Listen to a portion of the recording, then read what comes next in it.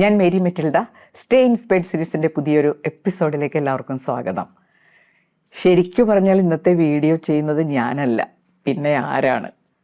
ഈ ചാനലിൻ്റെ ആദ്യകാലത്ത് കുറച്ച് പാരൻറ്റിങ് വീഡിയോസ് ചെയ്തിരുന്ന ഒരാളുണ്ടായിരുന്നു എൻ്റെ കൂടെ, എൻ്റെ മകൾ ആഷ. അവളുടെ മകൾ നിയാമോള് തീരെ ചെറുതായിരുന്ന സമയത്ത് ചെയ്ത വീഡിയോസാണ്. പിന്നെ ആഷ PhD ചെയ്യാൻ തുടങ്ങി. കുഞ്ഞ് വളരുന്ന ആ തിരക്കും PhD ഒക്കെ ആയപ്പോൾ പാരൻറ്റിങ് വീഡിയോസ് മുടങ്ങിപ്പോയി.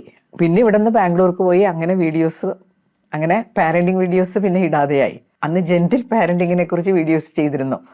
പക്ഷെ പാരൻറ്റിങ്ങിൽ അത്ര എക്സ്പീരിയൻസ്ഡ് ആകുന്നതിന് മുമ്പാണ് ആഷ അത് ചെയ്തത്. അപ്പോൾ അവളെ എന്നോടൊരു ആശങ്ക പങ്കുവെക്കുമായിരുന്നു. ഇതിന് സക്സസ് അറിയണമെങ്കിൽ കുറച്ച് കാലമൊക്കെ കഴിഞ്ഞാലല്ലേ അറിയാൻ പറ്റൂ. അത് ശരിയാണ്, നമ്മൾ കണ്ടിട്ടുള്ള ഒരു പാരൻറ്റിങ് ഉണ്ട്, അതിൽ നിന്ന് വ്യത്യസ്തമായി കാര്യങ്ങൾ ചെയ്യുമ്പോൾ എന്തായിരിക്കും അതിൻ്റെ റിസൾട്ട് എന്നുള്ളൊരു ആശങ്ക നമുക്ക് ഉണ്ടാകുമല്ലോ.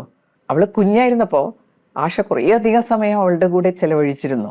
അന്ന് എനിക്ക് തോന്നിയൊരു കാര്യം, ആഷയ്ക്ക് എവിടെയെങ്കിലുമൊക്കെ പോകേണ്ടി വന്നാൽ ഇവളെ എങ്ങനെ ഒറ്റയ്ക്കാക്കി പോകും, ഇങ്ങനെയുള്ള ചിന്തകളൊക്കെ എനിക്കുണ്ടായിരുന്നു. ഇപ്പം ഞാൻ നിയാമോളിൽ കാണുന്നത് ഒരു കോൺഫിഡൻസ്, വളരെ ഇൻഡിപെൻഡൻ്റ് ആണ് അവൾ. ഇൻസെക്യൂരിറ്റി ഫീലിംഗ് ഒന്നുമില്ല കേട്ടോ. അമ്മ കാര്യങ്ങൾ പറഞ്ഞിട്ടാണ് പോവാറേ. ഞാൻ സിനിമയ്ക്ക് പോവാണ്, അല്ലെങ്കിൽ വേറെ എവിടെയെങ്കിലും, അല്ലെങ്കിൽ ഹോസ്പിറ്റലിൽ പോവാണ്, ഇത്ര സമയം കഴിയുമ്പോൾ ഞാൻ വരും. അതെല്ലാത്തിനോടും അവൾ അഡ്ജസ്റ്റ് ചെയ്യുന്നത് കാണാറുണ്ട്. ഇന്ന് ആഷയ്ക്ക് കുറച്ചും കൂടി സ്വന്തം എക്സ്പീരിയൻസ് നിങ്ങളോട് ഷെയർ ചെയ്യാൻ സാധിക്കും. ജെൻറ്റിൽ പാരൻറ്റിങ്ങും അവളെ സംബന്ധിച്ചൊരു എക്സ്പീരിയൻഷ്യൽ ലേണിംഗ് ആയിരുന്നു. കാരണം അവൾ കാണാത്ത തരത്തിലുള്ള ഒരു പാരൻറ്റിങ് ആണ്. ശരിക്കും പറഞ്ഞു കഴിഞ്ഞാൽ നമ്മുടെ പാരൻസിന് ഇപ്പോഴും നല്ല കൺഫ്യൂഷൻ ഉണ്ട്. ജെൻറ്റിൽ പാരൻറ്റിങ്ങിനെ കുറിച്ച് കുറേ മിഥ്യാധാരണകളുണ്ട്. ഇന്ന് അതേക്കുറിച്ചാണ് ആഷ സംസാരിക്കാൻ പോകുന്നത്. Myths in gentle parenting, gentle പാരൻറ്റിങ്ങിലെ ചില മിഥ്യാധാരണകൾ. പിന്നെ ആഷ സംസാരിക്കട്ടെ. Hello everyone. ഇന്നത്തെ വീഡിയോയിൽ ജെൻറ്റിൽ പാരൻറ്റിങ്ങിനെ കുറിച്ചുള്ള ചില തെറ്റിദ്ധാരണകളാണ് നമ്മൾ ഡിസ്കസ് ചെയ്യുന്നത്. ജെൻറ്റിൽ പാരൻറ്റിംഗ് എന്നുള്ള പേര് കേൾക്കുമ്പോൾ തന്നെ ചിലർക്കെങ്കിലും ചില തെറ്റായ ധാരണകൾ ഉണ്ടാവാറുണ്ട്. അതിനെ പറ്റിയാണ് ഈ വീഡിയോ. സോ നമ്പർ 1 തെറ്റിദ്ധാരണ എന്ന് പറയുന്നത്, ജെൻറ്റിൽ പാരൻറ്റിങ്ങിൽ യാതൊരുവിധ റൂൾസും റെഗുലേഷൻസും ഒന്നുമില്ല, കുട്ടികൾക്ക് ഇഷ്ടമുള്ള പോലെ കാര്യങ്ങളൊക്കെ ചെയ്യാം എന്നുള്ളതാണ്. പക്ഷേ അത് തീർച്ചയായിട്ടും ഒരു തെറ്റിദ്ധാരണയാണ്. ജെൻറ്റിൽ പാരൻറ്റിങ്ങിലെ ഒരു പ്രധാന ഘടകം എന്ന് പറയുന്നത് തന്നെ കൃത്യമായിട്ടുള്ള ബൗണ്ടറീസ്, കൃത്യമായിട്ടുള്ള നിയമങ്ങൾ ഉണ്ടാക്കുക, അത് കൃത്യമായിട്ട് പാലിക്കപ്പെടുന്നുണ്ടെന്ന് മാതാപിതാക്കൾ ഉറപ്പുവരുത്തുക. പക്ഷേ ഇവിടെയുള്ള ഒരു വ്യത്യാസം എന്താണെന്ന് വെച്ചാൽ, ഈ നിയമങ്ങൾ അനുസരിപ്പിക്കാൻ വേണ്ടി യാതൊരു ശിക്ഷയും കുട്ടിക്ക് കൊടുക്കുന്നില്ല എന്നുള്ളതാണ്. ഫോർ എക്സാമ്പിൾ, സ്ക്രീൻ ടൈം തന്നെ എടുക്കാം. ചില വീടുകളിലെങ്കിലും സ്ക്രീൻ ടൈം തീരെ അനുവദിക്കാറില്ല. പക്ഷേ ചില വീടുകളിൽ മേ ബി ഒരു സമയം കൊടുത്തിട്ടുണ്ടാവും. ഇപ്പോൾ അരമണിക്കൂർ കഴിയുമ്പോൾ TV ഓഫ് ചെയ്യണം എന്ന് പറഞ്ഞിട്ടുണ്ടെങ്കിൽ ആ അരമണിക്കൂറിന് ശേഷം TV ഓഫ് ചെയ്യുന്നുണ്ടെന്ന് ഉറപ്പ് വരുത്തേണ്ടത് പേരൻസിൻ്റെ കടമയാണ്. കുട്ടി അങ്ങനെ ഓഫ് ചെയ്യുന്നില്ലെങ്കിൽ നമ്മുടെ ഇടപെടൽ അവിടെ ആവശ്യമുണ്ട്. അപ്പോൾ നമ്മൾ പോയി വേണം TV ഓഫ് ചെയ്യാൻ. അതിനോട് കുട്ടി എങ്ങനെയൊക്കെ പ്രതികരിച്ചാലും എത്രയൊക്കെ സഹകരിച്ചില്ലെങ്കിലും അതെല്ലാം അംഗീകരിക്കുകയും അതൊക്കെ മാനേജ് ചെയ്യുക എന്നുള്ളത് നമ്മൾ പേരൻസിൻ്റെ ജോലിയാണ്. കുട്ടി ഇതനുസരിച്ചില്ല എന്ന് വെച്ചാൽ കുട്ടിക്ക് നമ്മൾ എന്തെങ്കിലും ശിക്ഷ കൊടുക്കുമെന്നും അവിടെ ചെയ്യുന്നില്ല. എപ്പോഴും നിയമങ്ങൾ പാലിക്കപ്പെടേണ്ടത് ഒരു ടീം വർക്ക് ആയിട്ടാണ്. സോ ജെൻറ്റിൽ പാരൻറ്റിങ്ങിൽ എപ്പോഴും നമ്മളൊരു ടീം വർക്ക് ആയിട്ടാണ് നമ്മൾ ഈ റൂൾസൊക്കെ നമ്മൾ ഫോളോ ചെയ്യുക. കുട്ടിയെ അതിന് സഹായിക്കേണ്ടത് മാതാപിതാക്കളുടെ ഉത്തരവാദിത്തമാണ്. അപ്പോൾ അവരെ സഹായിക്കുകയും ചെയ്യുക എന്നുള്ളതാണ് മാതാപിതാക്കളുടെ ജോലി. ഇനി രണ്ടാമത്തേത് വളരെ പ്രധാനപ്പെട്ട ഒരു കാര്യമാണ് കേട്ടോ. ഇപ്പോഴത്തെ ജനറേഷനിലെ പേരൻസ് പ്രത്യേകിച്ചും കുറേ പേരെങ്കിലും ജെൻറ്റിൽ പേരൻസ് ആവണമെന്ന് ആഗ്രഹമുള്ളവരാണ്. അപ്പോൾ അവർക്ക് അറിയാം കുട്ടികളെ അടിക്കാൻ പാടില്ല, അവർക്ക് പണിഷ്മെൻറ്റ്സ് കൊടുക്കാൻ പാടില്ല, അവരെ ശകാരിക്കരുത്, ഇതൊക്കെ അറിയാം. പക്ഷേ അവർ വിചാരിക്കുന്നത് കുട്ടികളെ ഡിസിപ്ലിൻ ചെയ്യിക്കാനുള്ള ഒരു മാർഗ്ഗമാണ് അവർക്ക് പ്രതിഫലങ്ങൾ ഓഫർ ചെയ്യുക, എന്തെങ്കിലും കൈക്കൂലി പ്രതിഫലമൊക്കെ കൊടുത്ത് അവരെ കൊണ്ട് കാര്യങ്ങൾ ചെയ്യിക്കുക. ഇത് ശരിക്കും ജെൻറ്റിൽ പാരൻറ്റിങ്ങിന് വിരുദ്ധമായിട്ടുള്ള ഒരു ആശയമാണ്. സോ ജെൻറ്റിൽ പാരൻറ്റിങ് ഒരിക്കലും കുട്ടികൾക്ക് റിവാർഡ് കൊടുക്കുന്നത് പ്രൊമോട്ട് ചെയ്യുന്നില്ല. ഈ പ്രതിഫലങ്ങൾ ഓഫർ ചെയ്ത് കുട്ടികളെ കൊണ്ട് കാര്യങ്ങൾ ചെയ്യിക്കുമ്പോൾ അവിടെ ഉണ്ടാകുന്നൊരു പ്രശ്നം, കുട്ടിക്ക് കാര്യങ്ങൾ ചെയ്യാനുള്ള ഉൾപ്രേരണ നഷ്ടപ്പെടും എന്നുള്ളതാണ്. ആ ഒരു ഇൻട്രിൻസിക് മോട്ടിവേഷൻ അത് നഷ്ടപ്പെടും. അപ്പോൾ ഭാവിയിൽ അവർക്ക് പിന്നെ എന്ത് ചെയ്യണമെങ്കിലും എന്തെങ്കിലും ഒരു എക്സ്റ്റേണൽ റിവാർഡ് ഉണ്ടെങ്കിലേ കാര്യങ്ങൾ ചെയ്യാൻ പറ്റുള്ളൂ എന്നുള്ളൊരു അവസ്ഥയിലേക്ക് വരെ എത്തും. അവർക്ക് വളരെ ഇഷ്ടപ്പെട്ടൊരു കാര്യമാണെങ്കിൽ പോലും അത് ചെയ്യണമെങ്കിൽ അവർക്ക് അത് കഴിഞ്ഞ് എന്ത് പ്രതിഫലം കിട്ടും എന്നുള്ളതായിരിക്കും അവരുടെ അവിടുത്തെ ഫോക്കസ്. അല്ലാതെ ആ ചെയ്യുന്ന പ്രവൃത്തിയിൽ അതിൽ ആനന്ദം കണ്ടെത്തുക എന്നുള്ളത് അവർക്ക് പറ്റാത്തൊരു കാര്യമായിട്ട് മാറും. ഇങ്ങനെ പ്രതിഫലം കിട്ടണം എന്നുള്ള ചിന്തയുള്ളതുകൊണ്ട് തന്നെ പിന്നീട് അവർക്ക് എന്തെങ്കിലും പുതിയ കാര്യം ചെയ്യാനൊക്കെ ഒരു വൈമുഖ്യം ഉണ്ടാവാം. കാരണം ഇതിൽ എനിക്ക് നന്നായിട്ട് ചെയ്യാൻ പറ്റിയില്ലെങ്കിൽ എനിക്ക് വേണ്ട, ഞാൻ ആഗ്രഹിക്കുന്ന പ്രതിഫലം കിട്ടാതിരിക്കുമോ, അതുകൊണ്ട് ഞാൻ അതിലേക്ക് കടക്കാതിരിക്കാം എന്നുള്ള ചിന്തകൾ വരെ അവർക്ക് ഉണ്ടാവാം. അങ്ങനെ ഒരു ഫിയർ ഓഫ് ഫെയിലിയറും അവർക്ക് പതിയെ ഉണ്ടാവാൻ ഇത് ചിലപ്പോൾ കാരണമായേക്കാം. ഇതിൻ്റെ കൂടെ പറയേണ്ട ഒരു കാര്യമാണ് ഇമോഷണൽ മാനിപ്പുലേഷൻ. നമ്മൾ കുട്ടികളെ വഴക്ക് പറയുന്നുണ്ടാവില്ല, അവരെ അടിക്കുന്നുണ്ടാവില്ല, ശിക്ഷകളൊന്നും കൊടുക്കുന്നുണ്ടാവില്ല. പക്ഷേ ചിലപ്പോൾ നമ്മൾ ചില ഇമോഷണൽ മാനിപ്പുലേഷൻസിലൂടെ കാര്യങ്ങൾ നടത്തിയെടുക്കാൻ നോക്കും, അല്ലേ?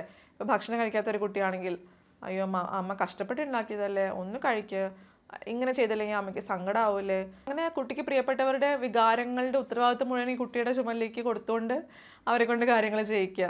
അതും തെറ്റായിട്ടുള്ള രീതിയാണ് കേട്ടോ. ഇനി മൂന്നാമതായിട്ടുള്ള ഒരു തെറ്റിദ്ധാരണയാണ് ജെൻറ്റിൽ പാരൻറ്റിംഗ് എന്ന് പറഞ്ഞാൽ അതിൻ്റെ ഗോൾ തന്നെ കുട്ടികളെ എപ്പോഴും സന്തോഷമായിട്ടിരുത്തുക എന്നുള്ളതാണെന്ന്. പക്ഷേ ഒരിക്കലും അല്ല. ജെൻറ്റിൽ പാരൻറ്റിങ്ങിൽ നമ്മൾ കുട്ടികളുടെ എല്ലാ ഇമോഷൻസിനെയും എല്ലാ വികാരങ്ങളെയും ഒരേ മനസ്സോടെ ഒരേ ഉത്സാഹത്തോടെ വെൽക്കം ചെയ്യുക എന്നുള്ളത് പ്രധാനപ്പെട്ടൊരു കാര്യമാണ്. സോ കുട്ടിക്ക് സന്തോഷം ആയിക്കോട്ടെ, സങ്കടം ആയിക്കോട്ടെ, ദേഷ്യം ആയിക്കോട്ടെ, ഫ്രസ്ട്രേഷൻ ആയിക്കോട്ടെ, അസൂയ ആയിക്കോട്ടെ, എന്ത് തന്നെ ആയാലും അതെല്ലാം നമ്മൾ ഇരു കൈ നീട്ടി സ്വീകരിക്കണം, അത് അംഗീകരിക്കണം. പക്ഷേ ഇതിനൊപ്പം ചേർക്കട്ടെ, വികാരങ്ങളെ അംഗീകരിക്കാൻ പറഞ്ഞിട്ടുള്ളൂ, ഒരിക്കലും തെറ്റായ പ്രവൃത്തികളെ അംഗീകരിക്കാൻ പാടില്ല. ഇപ്പോൾ ദേഷ്യം വന്നിട്ടൊരു കുട്ടിയുടെ സാധനം വലിച്ചെറിയുകയാണെങ്കിൽ ആ ദേഷ്യത്തെ നമുക്ക് അംഗീകരിക്കാം. എനിക്കറിയാം നിനക്ക് ദേഷ്യമുണ്ടെന്ന്, എനിക്കായാലും ദേഷ്യം വരും. പക്ഷേ ഒരിക്കലും സാധനം വലിച്ചെറിയാൻ പാടില്ല. അല്ലെങ്കിൽ കുട്ടി ഫ്രസ്ട്രേറ്റഡ് ആകുമ്പോൾ ഫ്രസ്ട്രേഷൻ അത് സ്വാഭാവികമായിട്ട് ഉണ്ടാകുന്നൊരു കാര്യമാണ്. നമുക്കിപ്പം ഇഷ്ടപ്പെട്ടൊരു കാര്യം നടത്താൻ പറ്റിയില്ല, അല്ലെങ്കിൽ അത് ചെയ്യാൻ പറ്റിയില്ല, അല്ലെങ്കിൽ നമുക്ക് ചെയ്യാൻ വളരെ ആഗ്രഹമുള്ളൊരു കാര്യം അത് പക്ഷേ പ്രതീക്ഷിച്ചതിലും കൂടുതൽ കഠിനമായതുകൊണ്ട് നമുക്കത് ചെയ്യാൻ പറ്റുന്നില്ല, പൂർത്തിയാക്കാൻ പറ്റുന്നില്ല. അങ്ങനെയൊക്കെ വരുമ്പോൾ ഫ്രസ്ട്രേഷൻ ഉണ്ടാവുക എന്നുള്ളത് സ്വാഭാവികമായിട്ടുള്ള കാര്യമാണ്.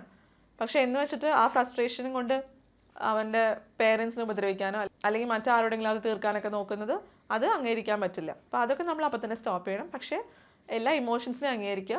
ഈ അംഗീകരിക്കുക എന്നുള്ളതുകൊണ്ട് നമ്മൾ എന്താ ഉദ്ദേശിക്കുന്നത്? നമ്മൾ ഒരിക്കലും അവരെ ഡിസ്ട്രാക്ട് ചെയ്യാൻ പാടില്ല, അല്ലേ? മിക്കവർക്കും അവരുടെ കുട്ടികൾ കരയുന്നതോ എന്തെങ്കിലും നെഗറ്റീവ് ഇമോഷൻസൊക്കെ എക്സ്പ്രസ് ചെയ്യുന്നതോ ഒന്നും ഇഷ്ടമല്ല. അപ്പോൾ ദേഷ്യ കരച്ചിലൊക്കെ വരുമ്പോൾ നമ്മൾ ചെയ്യുന്നൊരു കാര്യം വേറെ എന്തെങ്കിലും കാണിച്ച ഉടനെ അവരെ ഡിസ്ട്രാക്ട് ചെയ്യുക, അവരുടെ ശ്രദ്ധ അതിലേക്ക് തിരിക്കുക. അപ്പോൾ അതൊന്നും ചെയ്യാതെ അവനെ ആ ഇമോഷൻ പ്രോസസ്സ് ചെയ്യാനും അത് നന്നായിട്ട് അനുഭവിക്കാനും എക്സ്പ്രസ് ചെയ്യാനും ഒക്കെ അനുവദിക്കുക. അങ്ങനെയാണ് അവർ അത് സേഫായിട്ട് എക്സ്പ്രസ് ചെയ്യേണ്ടത്. എങ്ങനെയാണ്? ഒരു ഇമോഷനെയും പേടിക്കേണ്ട കാര്യമില്ല, അല്ലേ? എല്ലാം നമുക്ക് നമ്മുടെ കൈപ്പിടിയിൽ ഒതുക്കാവുന്നേ ഉള്ളൂ എന്നൊക്കെ മനസ്സിലാക്കുന്നത് അങ്ങനെയാണ്.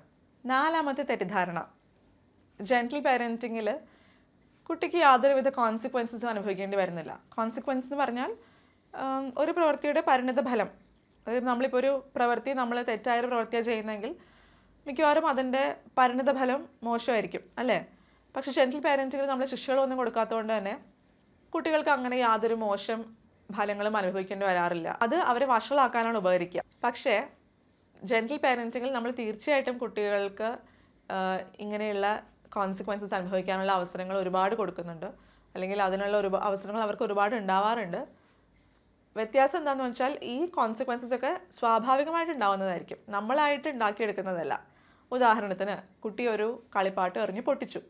നമ്മൾ നേരത്തെ പറഞ്ഞിട്ടുണ്ട് സൂക്ഷിക്കണം, പക്ഷേ കുട്ടി എന്നിട്ടും അതനുസരിക്കാതെ എറിഞ്ഞ് പൊട്ടിച്ചു. അപ്പോൾ അവിടെ ഉണ്ടാവുന്ന ഒരു സ്വാഭാവികമായിട്ടുള്ള പരിണിത ഫലം എന്താണ്? കുട്ടിക്ക് ഇനി തൊട്ട് കളിക്കാൻ ആ കളിപ്പാട്ടും ഇല്ല. So as A gentle parent ഞാൻ ഒരിക്കലും ആ ടോയ് റീപ്ലേസ് ചെയ്യില്ല, ഞാൻ പകരം ഒരു കളിപ്പാട്ടം കുട്ടിക്ക് മേടിച്ചു കൊടുക്കില്ല. അങ്ങനെ അവന് ആ ഒരു നാച്ചുറൽ കോൺസിക്വൻസ് അനുഭവിക്കാനുള്ള അവസരം ഞാൻ ഉണ്ടാക്കി കൊടുക്കും. അതുപോലെ ഇപ്പം കുട്ടി അവൻ്റെ ഫ്രണ്ട്സിൻ്റെ കൂടെ കളിക്കുമ്പോൾ ഫ്രണ്ട്സിനോട് ഒന്നും ഷെയർ ചെയ്യാൻ കൂട്ടാക്കുന്നില്ല, ഒരു വിട്ടുവീഴ്ചയ്ക്ക് തയ്യാറാവുന്നില്ല. അങ്ങനെ വരുമ്പോൾ പതിയെ ഫ്രണ്ട്സ് ഒന്നും എന്നോട് കളിക്കാൻ താല്പര്യം കാണിക്കാതെ ആവും, അല്ലേ? അങ്ങനെ അതാണ് അതിൻ്റെ നാച്ചുറൽ കോൺസിക്വൻസ്. അപ്പോൾ അവന് മനസ്സിലാവും, ഓ ഞാൻ കുറച്ച് മാറ്റങ്ങൾ വരുത്തിയില്ലെങ്കിൽ എനിക്ക് ഇനി ആരുടെയും കൂടെ കളിക്കാൻ ചാൻസ് കിട്ടില്ല, ആർക്കും എന്നോട് കളിക്കാൻ ഇൻട്രസ്റ്റ് ഉണ്ടാവില്ല. സോ ഇങ്ങനെയുള്ള പല പല അനുഭവങ്ങൾ ഉണ്ടാകുമ്പോൾ അവൻ്റെ തലച്ചോറിൽ പതിയെ ഫീഡാവും, ഓക്കെ ഇന്ന കാര്യം ചെയ്താൽ ഇന്ന നാച്ചുറൽ കോൺസിക്വൻസ് ഉണ്ടാവും, അതുകൊണ്ട് ഞാൻ ഇവിടെ ചില മാറ്റങ്ങൾ വരുത്തണം. ഇങ്ങനത്തെ നാച്ചുറൽ കോൺസിക്വൻസിലൂടെ സംഭവിക്കുന്ന മാറ്റങ്ങളാണ് ബാക്കി നമ്മൾ ക്രിയേറ്റ് ചെയ്യുന്ന കോൺസിക്വൻസസോ അല്ലെങ്കിൽ പണിഷ്മെൻറ്റ്സോ റിവാർഡ്സോ എന്തൊക്കെ ചെയ്തിട്ടും നമ്മൾ ഉണ്ടാക്കിയെടുക്കുന്ന മാറ്റങ്ങളെക്കാളും വളരെയധികം ഇഫക്റ്റീവും ലോങ് ലാസ്റ്റിങ്ങുമായിട്ട് ഉണ്ടാവുക. ഇനി അഞ്ചാമത്തെ തെറ്റിദ്ധാരണ എന്ന് പറയുന്നത് കുട്ടി എന്താവശ്യപ്പെട്ടാലും അത് സാധിച്ചു കൊടുക്കണം. ഒരിക്കലും അല്ല. ഇപ്പോൾ കുട്ടിയുമായിട്ട് നമ്മളൊരു കടയിൽ പോവുകയാണ്, നമ്മൾ ഒരു ബാഗ് മേടിക്കാനാണ് അവിടെ പോകാൻ തീരുമാനിച്ചത്. ഒരു ജെൻറ്റിൽ പേരൻ്റ് ആണെങ്കിൽ ഞാൻ കുട്ടിയോട് ഓൾറെഡി പറഞ്ഞിട്ടുണ്ടാവും, കമ്മ്യൂണിക്കേറ്റ് ചെയ്തിട്ടുണ്ടാവും, നമ്മൾ ഇന്ന് അവിടെ പോകുന്നത് ഈ ബാഗ് വാങ്ങിക്കാനാണ്. പക്ഷെ അവിടെ ചെന്ന് കഴിയുമ്പോൾ കടയിൽ പല സാധനങ്ങൾ കാണുമ്പോൾ കുട്ടിക്ക് സ്വാഭാവികമായിട്ടും അതൊക്കെ വാങ്ങണം എന്നുണ്ടാവും. പ്രത്യേകിച്ച് സൂപ്പർ മാർക്കറ്റ്സിലും കടകളിലൊക്കെ തന്നെയും കുട്ടികളെ ആകർഷിക്കാൻ വേണ്ടി ഇങ്ങനെയുള്ള കാര്യങ്ങളൊക്കെ അവർ ഈ ബില്ലിംഗ് കൗണ്ടറിലൊക്കെ കൊണ്ടുവയ്ക്കുക. അപ്പോൾ അത് അവോയ്ഡ് ചെയ്യുക എന്നുള്ളത് നമ്മളെ കൊണ്ട് സാധിക്കാത്ത, ഇമ്പോസിബിൾ ആയിട്ടുള്ളൊരു കാര്യമാണ്. അപ്പോൾ കുട്ടിയെ അത് കണ്ട് ബഹളം വയ്ക്കാം. പക്ഷേ ഞാൻ ഒരു ജെൻറ്റിൽ പേരൻ്റ് ആയിരിക്കെ ഞാൻ ഒരിക്കലും അതിന് വഴങ്ങില്ല. ഞാൻ കുട്ടിയോട് പറയും, ഫേമായിട്ട് പക്ഷെ ജെൻറ്റിലായിട്ട് പറയും, നമുക്കിത് വാങ്ങാൻ പറ്റില്ല, ഇന്ന് നമ്മൾ ബാഗ് വാങ്ങിക്കാനാണ് വന്നത്, സോ ഇന്ന് വേറെ ഒന്നും വാങ്ങിക്കാൻ പറ്റില്ല, അത്രേ ഉള്ളൂ. കുട്ടി എങ്ങനെയൊക്കെ പ്രതികരിച്ചാലും ശരി, ഇതാണ് എൻ്റെ തീരുമാനം, ആൻഡ് അത് നമ്മൾ നടപ്പിലാക്കണം. അപ്പോൾ ഇങ്ങനെയുള്ള അവസരങ്ങൾ വരുമ്പോൾ അഗൈൻ കുട്ടി ഫ്രസ്ട്രേഷൻ അനുഭവിക്കുന്നു, അതിൽ നിന്ന് പതിയെ കരകയറുന്നു. അപ്പോൾ ഇങ്ങനെയൊക്കെയാണ് കുട്ടി പഠിക്കുക. ഞാൻ വിചാരിക്കുന്ന എല്ലാ കാര്യങ്ങളും എനിക്ക് അപ്പം തന്നെ നടത്തിയെടുക്കാൻ പറ്റണമെന്നില്ല. പലപ്പോഴും ഞാൻ വിചാരിക്കുന്ന കാര്യങ്ങൾ നടക്കില്ല, പക്ഷെ അതിനോടൊക്കെ പൊരുത്തപ്പെടാൻ ഞാൻ പഠിക്കണം. അങ്ങനെ പതിയെ അവർ പൊരുത്തപ്പെടും. അതുപോലെ തന്നെയാണ് ക്ഷമ. അവർക്ക് ക്ഷമയുണ്ടാവും. ഞാൻ എന്ത് വിചാരിച്ചാലും അപ്പം തന്നെ എനിക്ക് കിട്ടണം എന്നില്ല, കുറച്ച് ക്ഷമിക്കണം, കുറച്ച് കാത്തിരിക്കേണ്ടി വരും. അപ്പോൾ ഇതൊക്കെ ഇങ്ങനെയാണ് അവർ പഠിക്കുക. ഇതൊക്കെ പഠിക്കാനുള്ള അവസരം ഉണ്ടാക്കി കൊടുക്കലാണ് ജെൻറ്റിൽ പേരൻറ്റിങ്ങിൽ പേരൻസ് കൂടുതൽ ചെയ്യേണ്ടത്. അങ്ങനെ ഇതൊക്കെയാണ് ഞാനിന്ന് പറയാൻ ഉദ്ദേശിച്ച കാര്യങ്ങൾ. ഈ വീഡിയോ വൈൻഡപ്പ് ചെയ്യുന്നതിന് മുമ്പ് എനിക്ക് ഒരു കാര്യം കൂടി പറയാനുണ്ട്. ഈ ജെൻറ്റിൽ പേരൻറ്റിംഗ് എന്ന് പറയുമ്പോൾ പൊതുവെ ആളുകൾക്ക് ഉണ്ടാകുന്ന മറ്റൊരു തെറ്റിദ്ധാരണയാണ് 24 മണിക്കൂറും കുട്ടികളോട് സാമ്യമായിട്ട് പെരുമാറണം, എപ്പോഴും വളരെ ക്ഷമയോടെ അവരോട് ഡീൽ ചെയ്യണം. പക്ഷേ ഇതൊന്നും നടക്കുന്ന കാര്യങ്ങളല്ല പലപ്പോഴും, അല്ലേ? നമ്മൾ മനുഷ്യരായതുകൊണ്ട് തന്നെ മനുഷ്യ സഹജമായിട്ടുള്ള പല ബലഹീനതകളും നമുക്കുണ്ട്. സോ നമ്മൾ പലപ്പോഴും അവരോട് ക്ഷോഭിച്ചെന്നിരിക്കും. അതിലൊന്നും വിഷമിക്കേണ്ട കാര്യമില്ലെങ്കിലും നമ്മൾ ശ്രദ്ധിക്കേണ്ടത് ഇത് റിപ്പയർ ചെയ്യണം എന്നുള്ളതാണ്. നമ്മുടെ ഭാഗത്ത് നിന്ന് അങ്ങോട്ട് തെറ്റുണ്ടായാൽ നമ്മൾ തീർച്ചയായിട്ടും അവരോട് പോയി തെറ്റ് സമ്മതിക്കുകയും കുട്ടിയോട് മാപ്പ് പറയുകയും അങ്ങനെ അവരുമായിട്ടുള്ള ബന്ധം വിള്ളലില്ലാതെ കാത്തു സൂക്ഷിക്കുകയും ചെയ്യേണ്ടതുണ്ട്. അത് പേരൻസിന് ഉത്തരവാദിത്തമാണ്, ഒരിക്കലും കുട്ടികളുടെ ഉത്തരവാദിത്തമല്ല. ഇന്നത്തെ വീഡിയോ എല്ലാവർക്കും ഇഷ്ടപ്പെട്ടു എന്ന് കരുതുന്നു. അഭിപ്രായങ്ങളൊക്കെ കമൻസിൽ അറിയിക്കാൻ മറക്കരുത്. Thank you. ഈ വീഡിയോ ന്യൂജൻ പാരൻസിന് ഹെൽപ്ഫുൾ ആകുമെന്നാണ് എൻ്റെ പ്രതീക്ഷ. നിങ്ങൾക്ക് ഈ വീഡിയോ ഇഷ്ടപ്പെട്ടാൽ കമൻറ്റ് ചെയ്യാനും ലൈക്ക് ചെയ്യാനും ഷെയർ ചെയ്യാനൊന്നും മറന്നു വരുത് കേട്ടോ. അതെൻ്റെ മകൾക്ക് വലിയൊരു സപ്പോർട്ടായിരിക്കും. അടുത്ത ആഴ്ച പുതിയൊരു വീഡിയോയുമായിട്ട് നമുക്ക് വീണ്ടും കാണാം. Thank you.